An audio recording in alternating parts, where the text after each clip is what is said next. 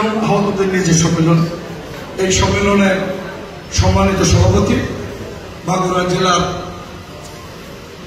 DC মহোদয়, উপস্থিত আছেন পুলিশ সুপার মহোদয়, মাগুরা জেলার স্বাস্থ্যের কর্ণধার সিভিল সার্জন সাহেব, জেলা বিএনপির আহ্বায়ক আলী আহমদ, অন্যান্য দলের নেতৃবৃন্দ, এই জেলা প্রশাসন এবং পুলিশ প্রশাসনের সকল পর্যায়ের কর্মকর্তা কর্মচারীবৃন্দ, উপস্থিত আছেন শহীদ পরিবারের সদস্যরা এবং যারা আহত হয়েছেন তারা এবং তাদের পরিবারের সকলকে আমি বাংলাদেশ জাতীয়তাবাদী দলের পক্ষ থেকে জানাই আন্তরিক অভিনন্দন এবং মোবারকবাদ।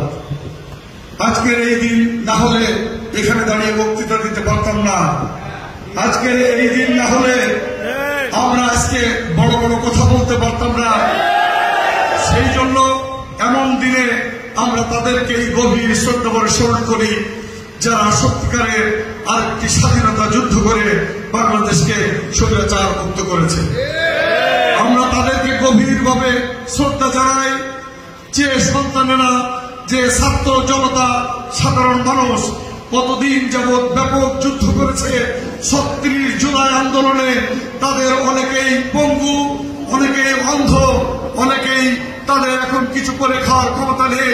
তাদের প্রতি আমাদের গভীর শ্রদ্ধা এবং মমত্ববোধ। সুধীমণ্ডলী, আজকের এই আয়োজনকে স্বাগত জানাই। জেলা প্রশাসন, পুলিশ প্রশাসন, আপনাদের সকল প্রশাসনকে অনেক সাধুবাদ জানাই যে আপনারা এটা স্মরণ করছেন।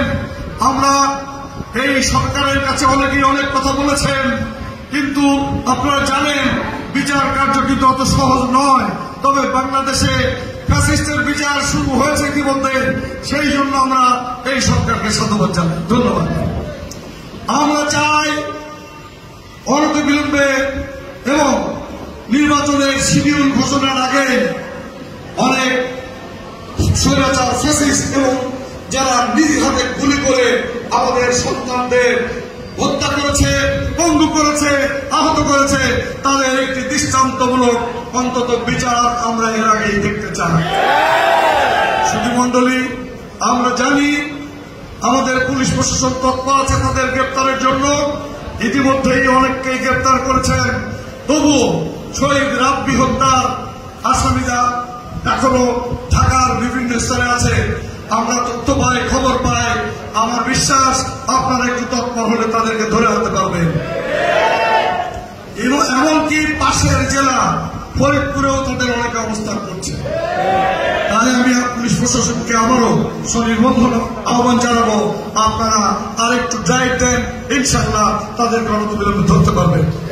সুধীমণ্ডলী, বক্তব্য বাড়াবো না, শুধু একটি কথা বলে শেষ করতে চাই।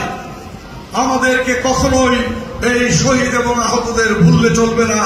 তাদের পাশে বাংলাদেশ জাতীয়তাবাদী দল যেভাবে থাকবে এবং থাকছে, এবং আপনারা ইতিমধ্যেই দেখেছেন আমাদের ভারপ্রাপ্ত চেয়ারম্যান প্রত্যেকটা জায়গায় যখন যেখানে প্রয়োজন সেই জায়গায় হস্তক্ষেপ করছেন, আমাদেরকে নির্দেশ দিচ্ছেন।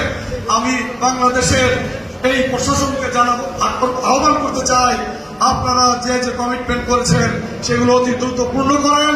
আর বাংলাদেশ জাতীয়তাবাদী দলের পক্ষ থেকে, আমি আমার আহ্বায়কের পক্ষ থেকে আমরা বলতে চাই, মাগুরা